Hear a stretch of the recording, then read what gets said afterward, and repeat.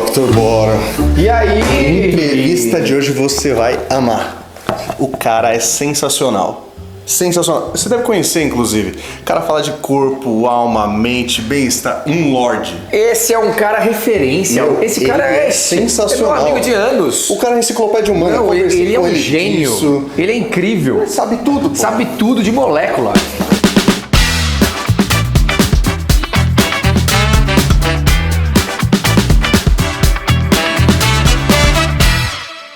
Olá, sejam bem-vindos a mais um Bora Talks. E hoje, muito especial.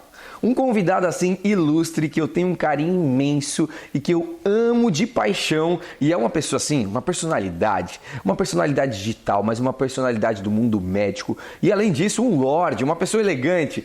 Com vocês, Dr. Guilherme Takassi, meu amigo, irmão, camarada. Esse médico especialista em mente e corpo. Ele que criou essa nova super especialidade, Medicina Mente e Corpo. Seja bem-vindo, meu amigo irmão. Olá, um prazer. Que honra. E esse cara aqui, ó, é um estouro, é um negócio de louco. Me conta aí um negócio. Quando as pessoas pensam em você, que hoje em dia, Medicina Mente e Corpo, as pessoas pensam, eu vou passar com o Dr. Guilherme. O que elas imaginam, na verdade? O que elas imaginam que é a especialidade do Dr. Guilherme? A ideia, Dani, é conseguir oferecer para as pessoas, né, já uma trajetória, para entender do que se trata de fato. Então hoje, através da mídia social, nós passamos a informação com o objetivo do quê? Mostrar que a medicina tem duas frentes, que são complementares.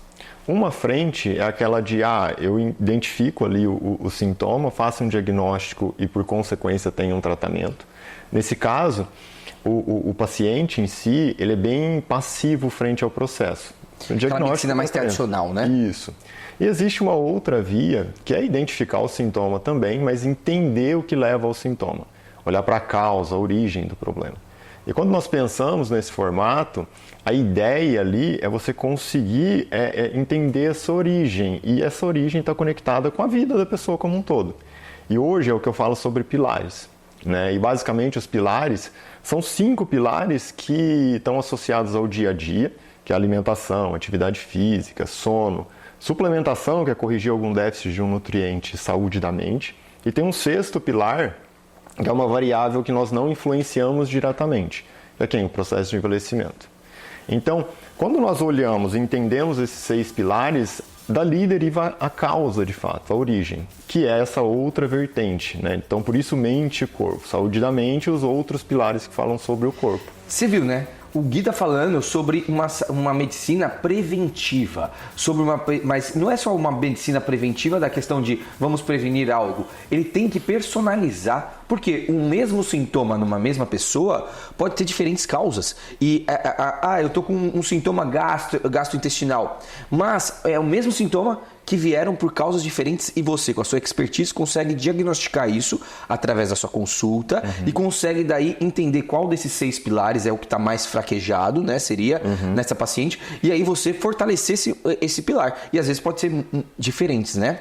E deixa eu te perguntar um negócio.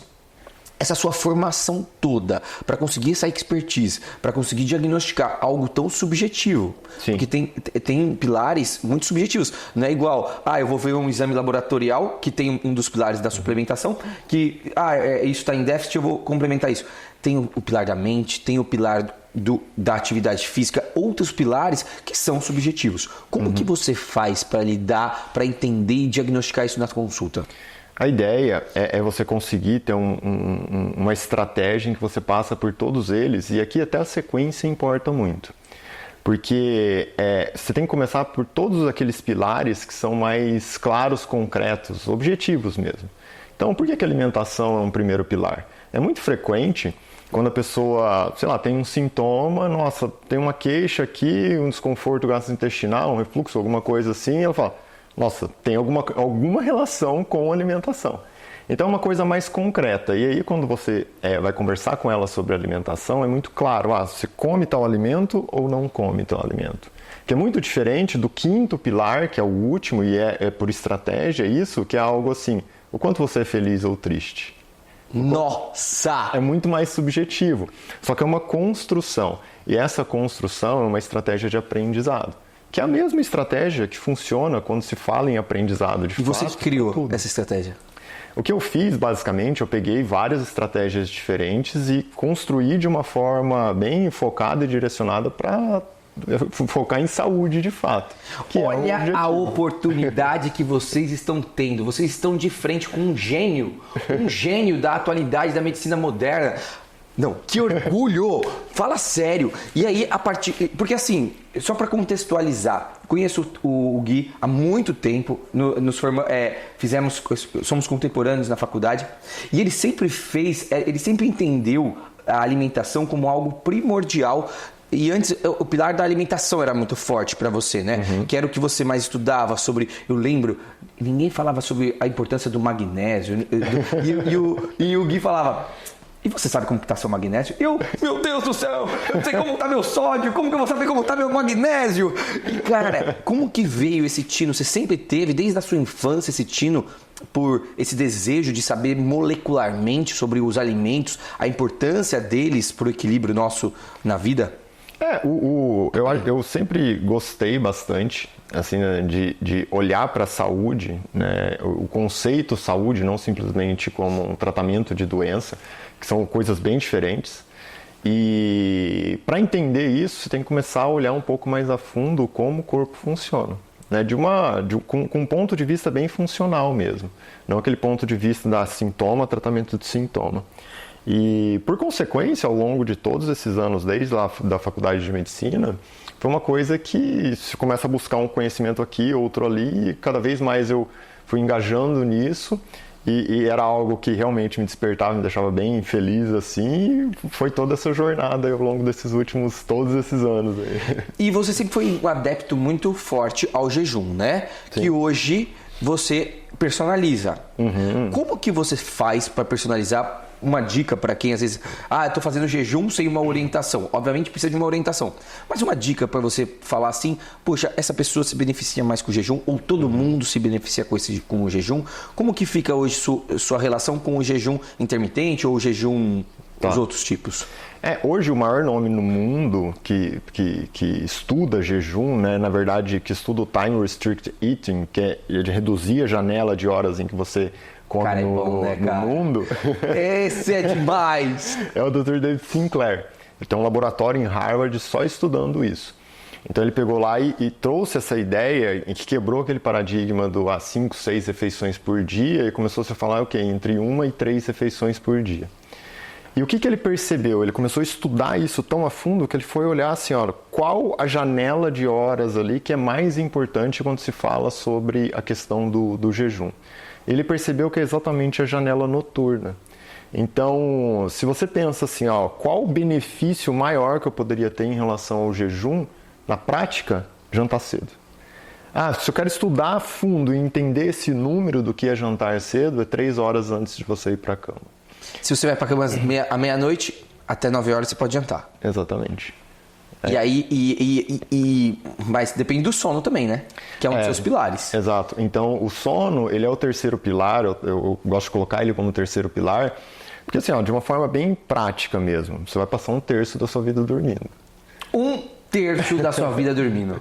Então, olha o tamanho do impacto disso. Você vai passar aí, em média, 30 anos da sua vida dormindo. É algo muito marcante. Muito. Então, todo o seu processo de recuperação acontece durante o sono. Então, na realidade, a ideia é você conseguir dormir um pouco mais cedo, em torno ali algo de 10 da noite, e o jantar seria idealmente em torno de umas 7 da noite. E quantas horas de sono é o ideal? Em torno de 6, 8 horas, mais ou menos. 6 a 8 horas. Se você conseguir ficar mais próximo das 8 horas, é melhor. Isso é uma média geral, né? Mas é algo que funciona muito bem. Porque eu sempre fui uma pessoa que dormi pouco. Sempre fui uma pessoa que recuperava 5, 6 horas, eu tô super recuperado e faço, e energia total. A questão é que eu comecei a ler sobre algumas questões dessa, e muito pelos seus também, pelo seu conteúdo, e eu comecei a me questionar. Por quê?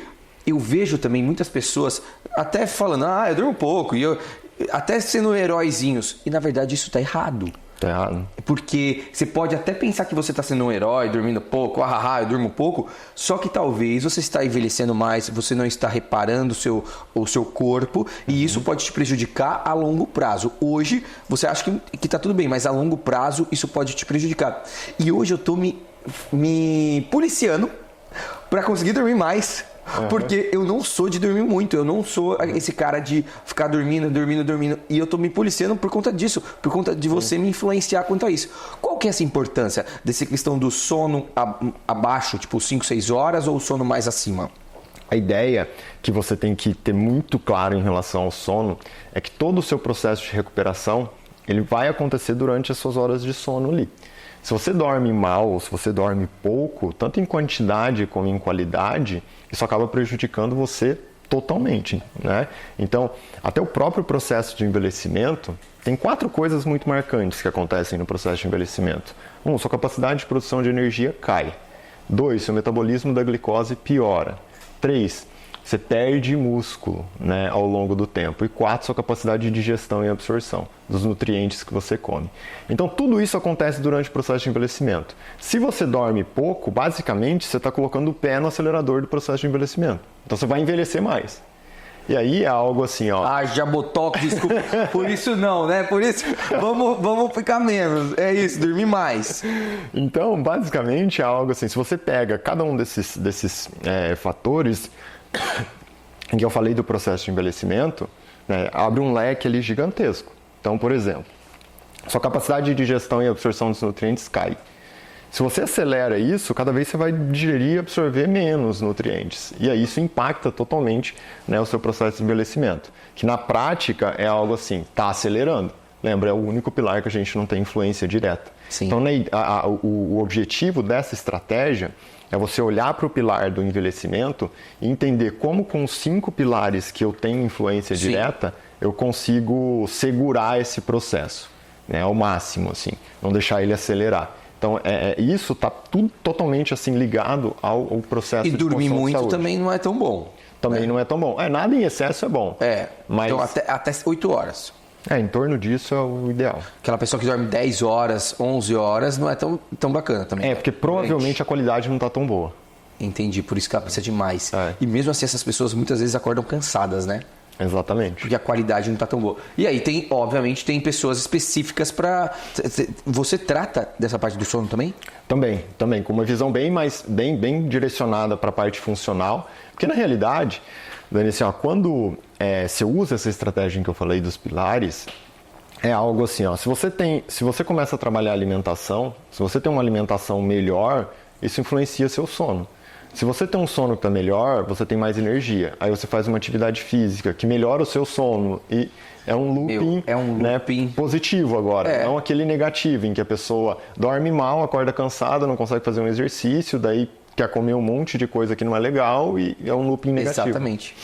E deixa eu te perguntar um negócio, porque a primeira vez que eu fiquei sabendo de pasta de amendoim, não sei o que, junto com o café, foi com ele. É que hoje está muito comum, hoje entrou, mas ele foi um dos pioneiros nisso. Quando eu falo na época da residência, na época da faculdade, sabendo dessas coisas mais naturais. A sua dieta é super regrada mesmo? Como que você faz essa parte assim para o seu corpo e mente? Você segue mesmo? Quantas horas de sono você dorme? Todos os dias eu tento dormir mais ou menos em torno de 8 horas. Né? Eu tento dormir cedo, acordar cedo. É óbvio que tem um dia ou outro que acontece alguma coisa e tal, né? Mas no geral, a minha rotina de vida ela é bem estruturada nesse sentido. E a ideia é entender que assim, Daniel, se são 5 pilares, né? Então alimentação, atividade física, sono, suplementação, saúde da mente, qual que é o lado bom? Porque às vezes as pessoas se deparam com isso e falam assim, meu Deus, tem muita coisa aqui, como que eu vou lidar com tudo isso? Só que eu gosto de trazer a ideia que assim, pelo contrário, é muito bom que tem muita coisa, porque você não precisa fazer muito de nada. Né? Você tem que ter um olhar muito estratégico, a estratégia inclusive envolve isso, é melhor, né, você fazer um pouco de tudo do que muito de uma coisa só. Exatamente. E isso em tudo, em todos os âmbitos da nossa vida, né? Exato. Não, qual que é seu signo? Escorpião. E você tem ascendente em Virgem? Capricórnio. Capricórnio e sua lua? Capricórnio. O cara é escorpião com Capricórnio e Capricórnio. O cara é brabo, cara. O cara é brabo. Eu achava que tivesse algum virgem aí pra dar essa sistematização tão grande. Porque você viu, né? Ele faça o que eu digo e faça o que eu faço. Não é aquele ditado diferente. Faça o que eu digo e não faço o que eu... Como é? É faça o que eu digo e não faço o que eu faço, né? Faço o que eu digo, mas não faço o que eu faço. Com o Gui, não. Com o Gui é faça o que eu digo e faça o que eu faço. Ele é o exemplo do que ele pratica no dia a dia pros pacientes dele. E pacientes, é o seguinte, a agenda dele tá lotada até o ano que vem. Já tá ali, ano que vem já tá lotando. Então assim, o cara é bom mesmo, o cara é um negócio de louco. Deixa eu te perguntar quanto ao jejum. Então você orienta, só pra relembrar do jejum, você orienta pra todo mundo esse jejum?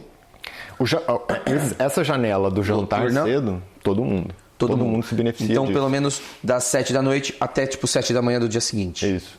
Uhum. É todo mundo que se beneficia treinar em jejum de manhã? Não. Assim, se você começa a pensar em alta performance, por exemplo, para atleta é um outro mundo. Então, o jejum para atleta, essas coisas, é muito diferente, porque o atleta tem uma alta demanda. Então, muitas vezes, você tem que usar estratégias para minimizar o problema do que o excesso de atividade física causa nessa pessoa. Então aí é um outro mundo. Quando eu penso em atividade física como qualidade de vida, é um ritmo muito mais leve. Né? Então tem estudo que mostra, por exemplo, em torno de 120, 150 minutos de uma atividade física zona 2, que é uma frequência cardíaca entre 60% e 70%, já é algo que está muito associado. Todos os dias. Todos os dias ali a melhora da qualidade de vida. Então, no geral, esses conceitos é para a população em geral, não é para um grupo específico, né? O jejum, nesse caso, o noturno lá, jantar cedo e tal, você traz benefício para todo mundo, né? O treinar em jejum, o que acontece aqui? Se você tem uma pessoa que metabolicamente ela já consegue produzir energia a partir de gordura, essa via metabólica está bem otimizada, ela vai se dar muito bem com isso. Se esse processo ainda não acontece para ela, treinar em jejum, ela vai se sentir mal. Então, e como você sabe disso? Aí você consegue avaliar a partir de avaliação de exames mesmo. É exame, tá bom. Então você consegue olhar mais a fundo, você precisa de algo mais detalhado nesse sentido. Né? Então o treinar em jejum, para algumas pessoas pode ser muito bom, mas para outras que ainda não têm essa via otimizada, não vai ser uma experiência boa. Porque eu preciso passar urgentemente com o Dr. Guilherme Takassi em consulta. Por quê? Eu lembro de você todos os dias, porque eu treino em jejum por causa de você, e eu achava que para mim estava sendo bom, mas eu não sei se para mim é bom ou não treinar em jejum. E eu treino em jejum sempre, só com o cafezinho preto, porque eu lembro certinho de você. A gente ia entrar numa cirurgia de 12 horas, 8 horas de cirurgia, e você só tava com um cafezinho preto, e eu comia pão de queijo, comia não sei o quê, porque eu falava, meu Deus do céu, 8 horas de cirurgia, eu preciso comer, e você só com um cafezinho preto. E hoje eu treino, acordo, tomo um café preto, treino em jejum por causa de você. E eu não sei se eu tô fazendo certo. Não, assim, com certeza você tá fazendo certo, porque senão você já teria sentido. Desistido. Sem dúvida. Dúvida. Mas no geral, o jejum, assim, para quem tem essa via metabólica que tá funcionando bem, nossa, ele é fantástico, né? Só traz benefício mesmo. Até mesmo nesse sentido de... porque ele melhora muito foco, concentração e tudo mais. Então, ao contrário do que as pessoas pensam de... vou entrar numa cirurgia, meu Deus, eu tenho que comer e tal, senão eu vou passar mal... Né? Você consegue ficar muito mais focado quando você tem essa estratégia de eu fico em jejum durante um longo período. E tem até um cirurgião que você seguia na época que você falava que ele entrava em jejum, né, na cirurgia. Tem o Dr. Macedo, né? O Dr. Macedo tem uma reportagem, saiu até em alguma revista, não lembro exatamente, há muito tempo já. E ele já falava dessa estratégia, de uma dieta baixa em carboidrato, tal, para otimizar o padrão dele como cirurgião. Vocês viram, né? O cara não é médico, o cara é médico especialista em mente e corpo, especialista na molécula, especialista nesses 6 pilares que ele mesmo criou essa sistematização para conseguir diagnosticar e personalizar os tratamentos deles a partir da causa, tratando a causa do seu paciente. Isso é espetacular e vocês conseguiram conhecer um pouquinho sobre o profissional Guilherme Takassi. Só que como pessoas se conectam com pessoas, e aqui no Boro Talks a gente gosta de falar da pessoa, vamos conhecer um pouquinho esse lado pessoa do Gui. Esse lado pessoa que você viu, né? É um lorde, fala baixo, né? A nossa equipe, a nossa direção, até que diminuir o meu volume e aumentar o dele para não dar uma... Uma discrepância aqui, o cara é um lorde, o cara ele tá estável, o cara tem noção de todas as dinâmicas e a movimentação dele. Então vamos conhecer agora sobre a pessoa Guilherme Takassi, e eu quero dividir com as pessoas, se eu puder, uma curiosidade sua. Na verdade, o Gui, ele fez medicina, 6 anos, e depois ele passou em cirurgia geral, uma das primeiras colocações. Foi o primeiro colocado no seu ano? Não. Foi, eu não lembro exatamente. Mas foi um dos primeiros colocados, eu lembro, porque o Gui é um ano mais velho que eu na faculdade. Então, ele sempre foi uma inspiração, sempre foi uma pessoa que a gente seguia e tudo mais. E depois ele passou na cirurgia plástica, também como uma das primeiras colocadas. Aí foi o primeiro colocado? Não. Também. Bom, foi sempre um dos primeiros colocados ali. Ele é modesto, ele é bonzinho e modesto. E ele fez então a formação dele toda com uma medicina tradicional, igual a minha formação, 6 anos de medicina e 5 anos de residência em cirurgia plástica. E desde a cirurgia plástica, ele fazia já conteúdos sobre essa questão da alimentação, sobre essa questão de exercício físico, sobre essa questão de bem-estar, né? Vou chamar de bem-estar consigo mesmo. E eu sempre fui muito adepto a isso, porque eu sempre amei essa questão de energia. Mas hoje, ele trabalha zero com cirurgia plástica. Já tem um tempinho que eu parei isso. Por escolha, ele conseguiu parar. E eu quero trazer esse cenário para vocês, porque com quantos anos você estava? Parei? Parei com 34. 33, 34 anos, ele parou a cirurgia plástica por completo. E às vezes a gente pensa, 33, 34 anos, fiz uma formação na Escola Paulista de Medicina, uma formação tradicional, de uma especialidade super boa, um cara hiper bom, ele é um excelente cirurgião plástico. E como que foi essa virada de chave e falar assim, não vou mais fazer cirurgia plástica? Quais foram os desafios, quais foram as frustrações para você nessa parte, para essa escolha? Acho que em relação até ao processo de mudança, né, eu olho para mudança sempre com um ponto de vista muito positivo. Né, eu encaro a mudança como, na verdade, uma oportunidade para você se desenvolver. E o que é muito legal, assim, muitas vezes as pessoas olham para o sucesso, né, como algo que você vai buscar, você vai alcançar, meu Deus. E na realidade, sucesso é algo que você vai atrair por essa pessoa que você se torna ao longo da sua jornada. Você é demais. Não, repita isso, por favor. Sucesso é algo que você vai atrair, né, pela sua transformação ao longo dessa jornada. Concentre nisso, vai. E o legal é que é algo assim, ó, para você se transformar, por consequência se desenvolver, você tem que mudar. Óbvio. Então, se você não tem mudança, você está na sua zona de conforto, que é o lugar mais perigoso que você pode se colocar ao longo da vida. É igual um eletrocardiograma, né? Se você está paradinho, você está morto. Exatamente. Então, outro dia eu até postei uma coisa que falava exatamente sobre isso. Assim, se você não muda, não se transforma, né, não acontece em sua vida. Não tem como você ter sucesso, não tem como você ser feliz, nada disso.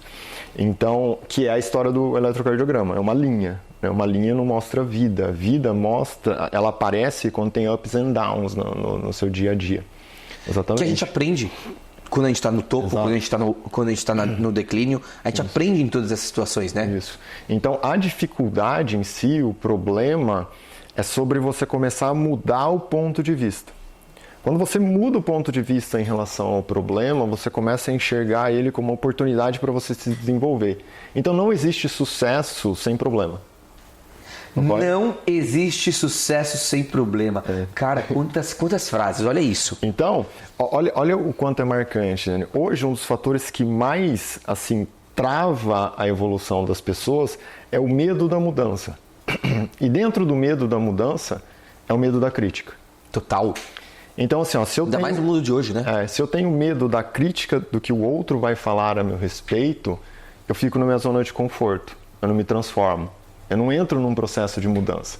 Se eu não entro num processo de mudança, eu não vou ter sucesso verdadeiro. Agora, olhem aí, ó, todo mundo, presta atenção. Isso aqui é uma aula. Agora, se eu começo a me transformar como pessoa, e o primeiro conceito que você tem que ter lá dentro de você, assim, é se conhecer. É se conhecer a ponto de... Eu começo a construir uma autoconfiança tão grande que eu começo a não dar a mínima pelo que vão me criticar ou falar e tudo mais. Eu chamaria de autenticidade. Exatamente. É ser autêntico, ser verdadeiro com você mesmo, né? Porque é algo assim, eu acredito no que eu estou fazendo. Então não importa o que o outro fala ou deixa de falar. Não importa o que o outro faz ou deixa de fazer. Porque essa crítica não me atinge mais. E a partir do momento... Já atingiu? Já atingiu, sem dúvida. Aí é um processo de aprendizado, assim como qualquer outra coisa. Total. Né? Então você aprende a lidar com a crítica. E quando você aprende a lidar com a crítica, isso te dá uma autoconfiança, uma segurança muito grande.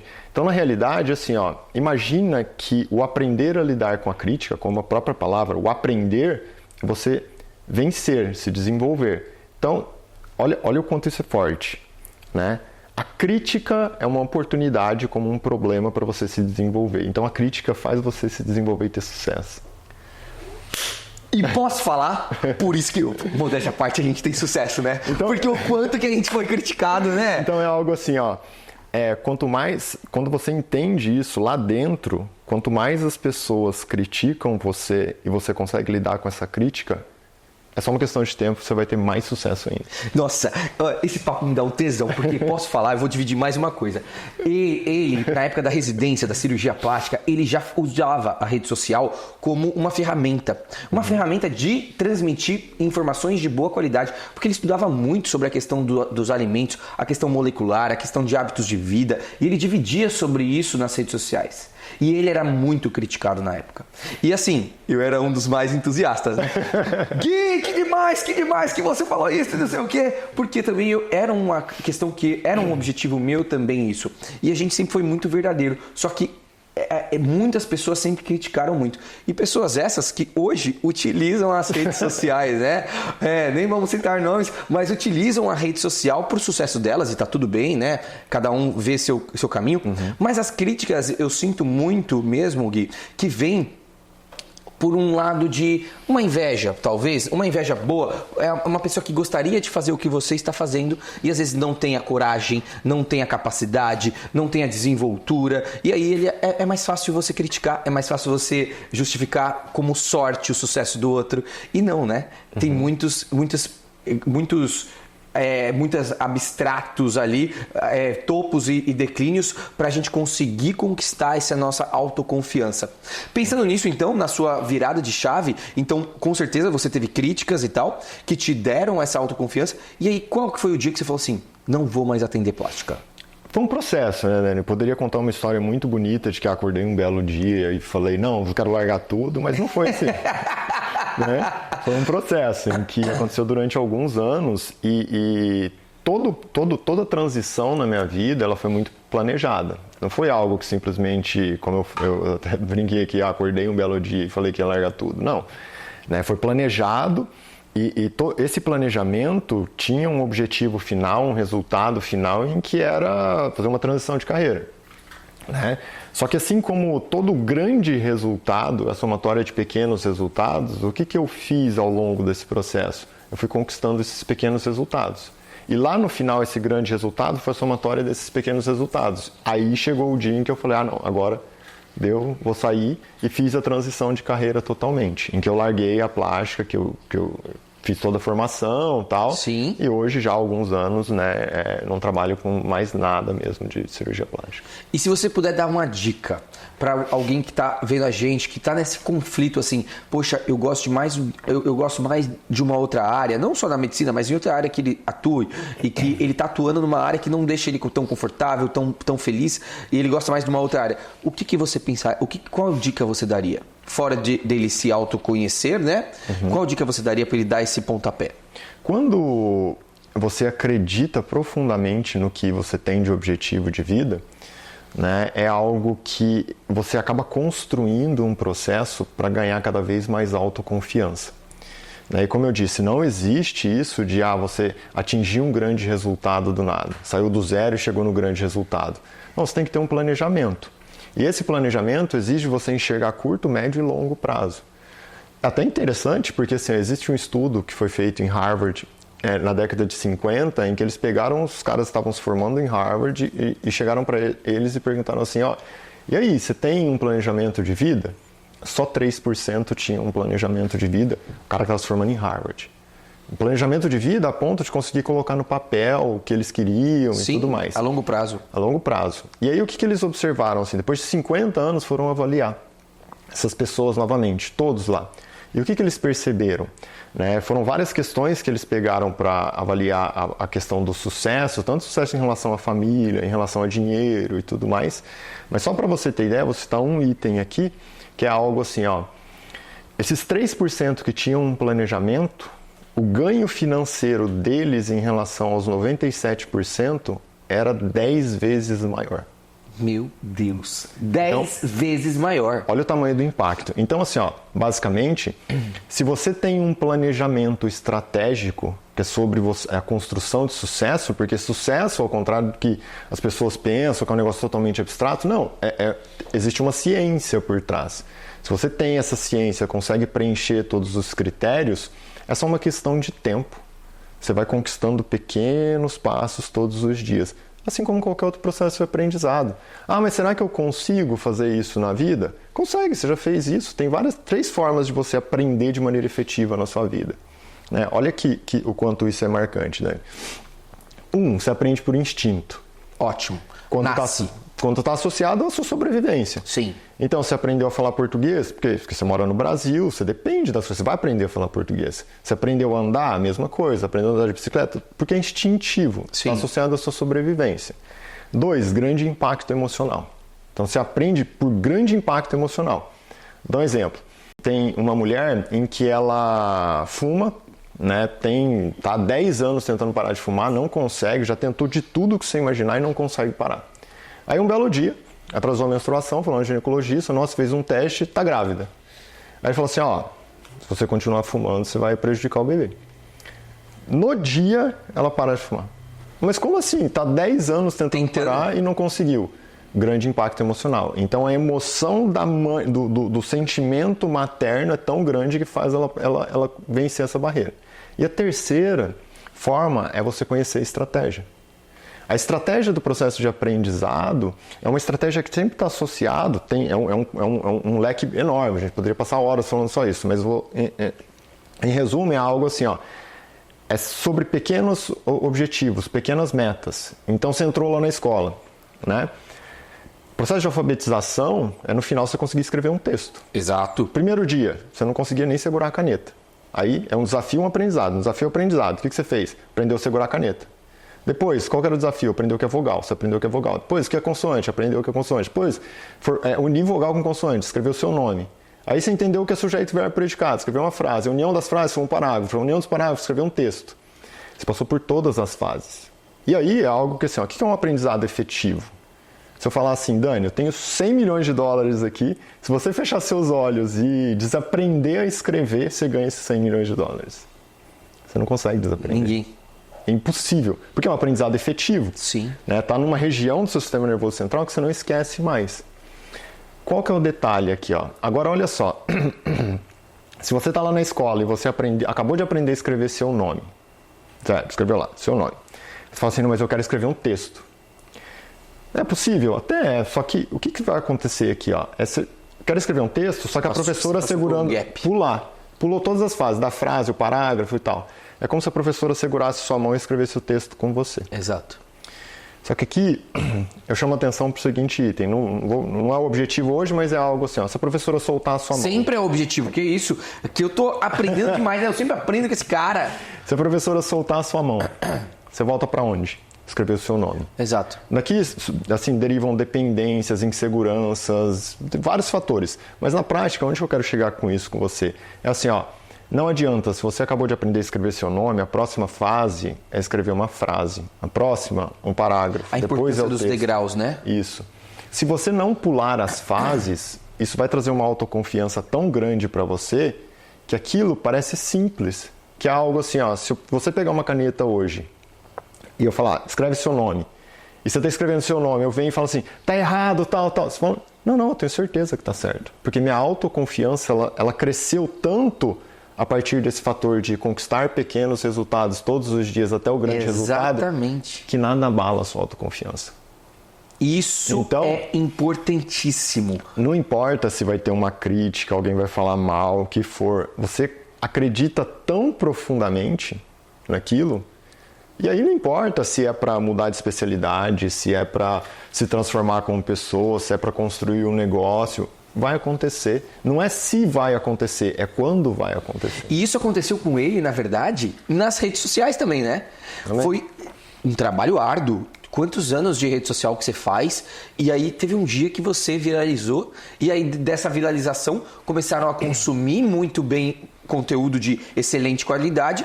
Só foi expansão, expansão, expansão. Então foi degrauzinho por degrauzinho. Não foi uma coisa que você apareceu na rede social, do nada você explodiu e acabou, você estava curtindo. Você viveu desafios de gerar isso até o dia que você conseguiu conquistar. Hoje você está com 340 mil seguidores. Muita gente seguindo essa pessoa. É uma personalidade que, se fosse aqui, ó, a gente ia ficar conversando sobre horas. Porque assim, sabe quando você ama conversar com uma pessoa? Eu amo conversar com essa pessoa aqui, porque eu aprendo muito. Ele fala de um jeito tão bacana e sintoniza com muito do que eu acredito, que é sobre energia, que é sobre do que a gente emana para o mundo, a gente recebe, sobre conhecer nós mesmos, sermos verdadeiros com nós mesmos para conseguirmos o nosso sucesso. Né, Taka? É isso aí. E ó, conhecemos então uma parte desse desafio que ele conseguiu dividir com a gente, dessa parte pessoal. Agora vamos para uma parte muito especial, que é o bate-bora, tá?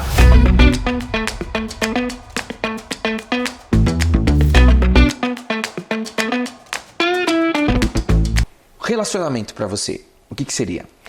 Eu acho que relacionamento é o que vai construir a sua vida. Ser bem sucedido é diferente de ter sucesso. Você pode ter sucesso em uma área e ser uma pessoa mal sucedida. Então, ser bem sucedido, basicamente, é você conseguir estar bem em todas as frentes dos seus relacionamentos. Excelente. Então, ser bem sucedido é você estar bem com a sua família, relacionamento familiar, você estar bem com o seu relacionamento amoroso, e você está bem com o seu interpessoal, que no dia a dia é seu trabalho, amigos. Então, ser bem sucedido é você ter sucesso nas três frentes de relacionamento. Tá vendo, né? E vocês estão falando com duas pessoas hiper bem sucedidas, porque ó, somos bem relacionados. Um desafio. O desafio na minha vida, assim, que eu encaro hoje, é cada vez conseguir atingir mais pessoas com um conceito exatamente de saúde, de promoção de saúde, porque tem até uma frase que eu falo muito, que a sua primeira riqueza é a sua saúde, né? Se você começar a entender a fundo que a única coisa que pode parar você é a doença, você vai ter que parar tudo na sua vida. Quando você ficou doente, não tem escolha, você tem que parar tudo. Saúde é o oposto. É o que te dá infinitas possibilidades. E é isso que você faz no dia a dia para as pessoas, né? Exatamente. Levar saúde, levar bem-estar, levar autoconhecimento, a medicina mente e corpo. Um amor. Hoje, sem dúvida nenhuma, assim, a pessoa que me impulsiona muito e que me dá um suporte enorme é minha esposa. Ah, Vivi Falcão. Quem não segue ela, uma nutricionista espetacular, que eu falo para ela, eu aprendo diariamente com ela. Teve uma questão que ela falava, não pode comer peixe e carne numa mesma refeição, porque são duas proteínas diferentes. Ah, são proteínas, mas são duas fontes diferentes. Meu, eu aprendo muito. Quem não acompanha, @Vifalcão. Nutri_Vifalcão só. Ótimo. E família, para você? Um dos pilares do sucesso, sem dúvida. Então, na realidade, nós temos que olhar assim, ó. O que vai trazer todo esse processo de segurança, autoconfiança, tal, é o que você vai construir até mais ou menos seus 7, 10 anos de idade. É óbvio que depois você consegue mudar e transformar isso, consegue, mas é um processo as raízes estão lá atrás. E essas raízes vêm de onde? Das pessoas que estavam do seu lado quando você era bem pequeno. Pensando em família, você pensa em aumentar a sua? Sem dúvida. Que delícia! Estudando Falcão! Meu irmão, eu não tenho como te agradecer aceitar esse convite nessa sua agenda louca, que eu sei quanto é desafiador você estar aqui com a gente. Legal. Obrigado por dividir. Eu que agradeço. Obrigado por dividir essa história de desafio, essa história de autoconfiança, essa história de promover um legado, porque hoje na medicina você promove um legado, uma medicina totalmente diferente do que a tradicional, falando sobre medicina mente e corpo. Parabéns pela sua trajetória. Eu amo acompanhar, e quem não acompanha, @GuiTakassi. Dr. Takassi. @Dr. Takassi. @Dr. Takassi. É porque Gui Takassi era antes. @Dr. Takassi. Guilherme Takassi, um médico espetacular que você aprende diariamente. Ele não faz um post por dia, ele faz vários posts por dia com várias frases impactantes que você vai alimentando aquele conteúdo e vai falando: caraca, isso é pra mim, isso é pra mim. Parabéns pela sua trajetória. Meu irmão, eu sinto um orgulho enorme. Muito obrigado por você vir, viu? Obrigado aí pelo convite. Que delícia! E ó, finalizando mais um Borotalks com essa personalidade incrível que vocês conheceram, e toda segunda-feira uma nova personalidade. Conhecendo não só a profissão, mas também a pessoa, porque pessoas se conectam com pessoas. Muito obrigado! Você foi demais, cara! Você é incrível!